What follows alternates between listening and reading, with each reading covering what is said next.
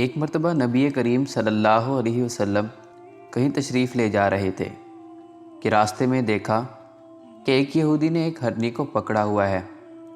آپ صلی اللہ علیہ وسلم جب ہرنی کے پاس سے گزرے تو وہ نبی کریم صلی اللہ علیہ وسلم سے فریاد کرنے لگی کہ اے اللہ کے رسول صلی اللہ علیہ وسلم، اس یہودی نے مجھے قید کر رکھا ہے۔ سامنے پہاڑی پر میرا چھوٹا سا بچہ ہے، اس کو دودھ پلانے کا وقت ہو چکا ہے، وہ میرا انتظار کر رہا ہوگا۔ آپ مجھے تھوڑی دیر کے لیے آزادی دلوا دیجئے، میں اسے دودھ پلا کر واپس آ جاؤں گی۔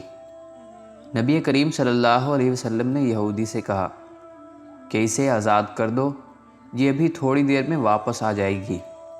یہودی نے کہا میں نے بہت مشکل سے اس کو قابو کیا ہے، اگر یہ واپس نہ آئی تو میری ساری محنت بیکار ہو جائے گی۔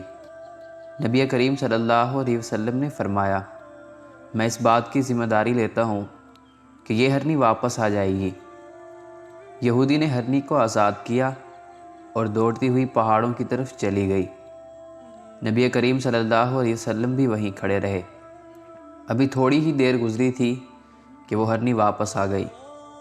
یہودی نے ہرنی کو اس طرح نبی کریم صلی اللہ علیہ وسلم کی اطاعت کرتے دیکھا تو اس نے بھی کلمہ پڑھا اور اسلام قبول کر لیا۔ سبحان اللہ، کیا شان ہے میرے نبی صلی اللہ علیہ وسلم کی۔ اللہ تعالی ہم سب کو نبی کریم صلی اللہ علیہ وسلم کے احکامات پر عمل کرنے کی توفیق عطا فرمائے، آمین۔